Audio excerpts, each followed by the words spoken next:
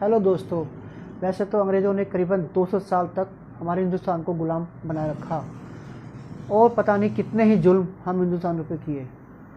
और इस आज़ादी को पाने के लिए ना जाने कितने ही लोगों ने अपना बलिदान दे दिया, जिसकी शुरुआत मंगल पांडे जी ने कर दी थी। Mangal Pandey ji east India company में एक सैनिक थे और जिन्होंने गाय की चर्बी लगा हुआ कारतूस इस्तेमाल करने से मना कर दिया और अपने दोस्तों को, अपने साथियों को भी उस कारतूस को इस्तेमाल करने के लिए सबको मना किया, समझाया कि ये हमारे धर्म के खिलाफ है। उसके बाद भी कितने ही राजाओं ने मिलकर अंग्रेज़ों को हराने की बहुत कोशिश करी और इसमें 1857 का विद्रोह, जिसमें काफ़ी सारे राजाओं ने मिलकर अंग्रेज़ों का सामना किया और उसमें उनको हार मिली। 57 की लड़ाई हम हार चुके थे, लेकिन आज़ादी का बिगुल बच चुका था। और आज हम एक ऐसे इंसान के बारे में बात करने जा रहे हैं जिसने इस आज़ादी की लड़ाई में अपना सबसे बड़ा योगदान दिया, जिसने अपना संपूर्ण जीवन इस देश के लिए समर्पित किया। एक दुबले पतले से दिखने वाले व्यक्ति, आंखों पे चश्मा, बदन पे धोती, पैरों में खड़ाऊ और एक लाठी के सहारे वे देश की आज़ादी के लिए अंग्रेज़ों के खिलाफ निकल पड़े। सदी के सबसे ही महान व्यक्ति के बारे में आज हम बात करने जा रहे हैं, जिनका जन्मदिन अंतर्राष्ट्रीय अहिंसा दिवस के रूप में मनाया जाता है। जी हाँ, आज हम बात करने जा रहे हैं इस सदी के सबसे ही महान व्यक्ति के बारे में, जिनका जन्मदिन अंतर्राष्ट्रीय अहिंसा दिवस के रूप में पूरा विश्व मनाता है, जिन्हें हम मोहनदास करमचंद गांधी, बापू, महात्मा, साबरमती के संत और राष्ट्रपिता के नाम से जानते हैं। गांधी जी का जन्म 2 अक्टूबर 1869 में पोरबंदर, गुजरात में हुआ। उनके पिता करमचंद गांधी राजकोट में दीवान थे और उनकी माता का नाम पुतलीबाई था। उनकी शादी कस्तूरबा जी से हुई और जिनसे उन्हें 4 पुत्र हुए। वैसे तो उन्होंने देश की आज़ादी के लिए बहुत सारे आंदोलन किए, उपवास रखा, मीलों चले और उनको सुनने के लिए, देखने के लिए हजारों लाखों की भीड़ इकट्ठा हुआ करती थी। गांधी जी का मुकाबला उन अंग्रेज़ों से था जिनके राज में सूर्य कभी अस्त नहीं हुआ। अगर हिंदुस्तान में दिन होता था तो ब्रिटेन में रात होती थी, और अगर हिंदुस्तान में रात होती थी तो ब्रिटेन में दिन होता था, जिसे ग्रेट ब्रिटेन के नाम से भी जाना जाता है।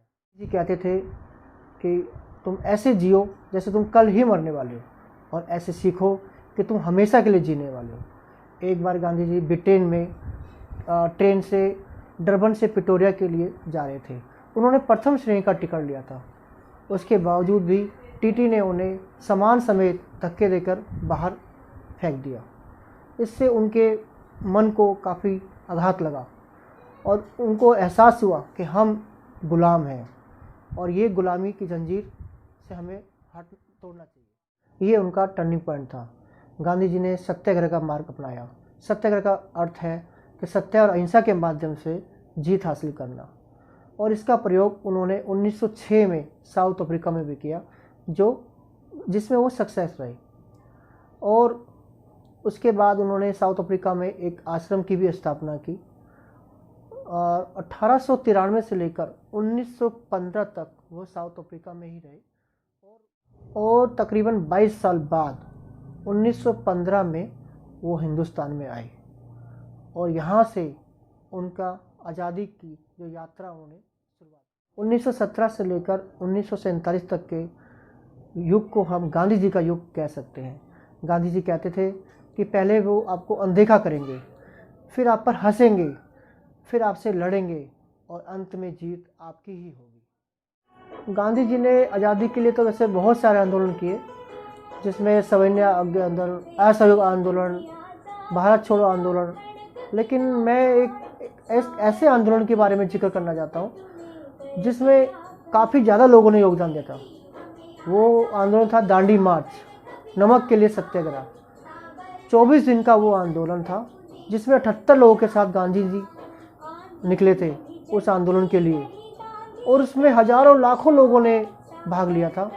पहली बार बहुत ही ज़्यादा संख्या में महिलाओं ने भी उस आंदोलन में भाग लिया था, और इस प्रकार जो अंग्रेज़ों ने नमक के ऊपर टैक्स लगाया था, कर लगाया था, उसको ख़त्म करने के लिए गांधी जी ने जो दांडी मार्च की यात्रा निकाली थी वो उसमें सफल हुए। उससे अंग्रेज़ों को समझ में आ गया कि अब की बार हमारा जो मुकाबला है वो इस संसार के सबसे ही मजबूत इंसान से है। गांधी जी ने स्वदेशी पर जोर दिया। गांधी जी का चरखा स्वदेशी का प्रतीक था। वो कहते थे कि जिस प्रकार मैं सूत काट कर कपड़ा बनाकर और उनको पहनता हूँ, उसी प्रकार देश की सारी जनता अपने हाथ से बने हुए सामानों का ही प्रयोग करे, विदेशी सामानों का बहिष्कार करे। गांधी जी कहते थे कि मेरे पास मरने के लिए तो बहुत सारे कारण हैं, लेकिन मेरे पास किसी को मारने के लिए कोई भी कारण नहीं है। वे कहते थे कि जिस प्रकार एक पंछी पिंजरे में कैद रहता है तो उसको हमेशा आज़ादी की ही ललक होती है, चाहे वो पिंजरा सोने का हो चाहे लोहे का हो। उसी प्रकार हमारे देशवासी भी एक खुली हवा में सांस ले सके, और इसके लिए उन्होंने बहुत ज़्यादा ही प्रयत्न किया। गांधी जी के 3 बंदरों की कहावत भी काफ़ी प्रसिद्ध है। विदेश से आए हुए एक प्रतिनिधि मंडल ने उन्हें 3 बंदरों की मूर्ति उपहार स्वरूप भेंट की थी। उन 3 बंदरों की जो मूर्ति थी उसमें वो एक संदेश देना चाहते थे। पहला जो बंदर था उसमें था कि बुरा न देखो, उसने आंखों पे ऐसे हाथ रखे हुए थे। दूसरा जो बंदर है उसका था कि बुरा ना सुनो, और तीसरा जो बंदर था बुरा ना बोलो। गांधी जी ने इन 3 बंदरों की मूर्ति को हमेशा अपने साथ रखते थे और अपने भाषणों में भी वो इनका जिक्र किया करते थे। वो ये कहते थे कि संगत का असर हर किसी पे होता है, तो अगर हम अच्छी संगत में रहेंगे तो अच्छे ही बनेंगे। तो इस मूर्ति से उनका ये तात्पर्य था कि ना बुरा देखो, ना बुरा सुनो, ना बुरा बोलो।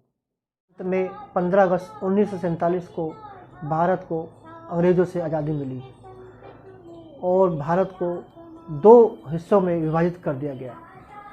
उस विभाजन के टाइम पर भी भारत को सांप्रदायिक हिंसा का सामना करना पड़े। उस हिंसा को भी रोकने के लिए गांधी जी ने काफ़ी कोशिश करी। 30 जनवरी 1948 को महात्मा गांधी जी का स्वर्गवास हो गया, लेकिन आज भी उनके आदर्श, उनके विचार हमें प्रेरणा देते रहते हैं और वो हमेशा हमारे दिल में रहेंगे। जय हिंद।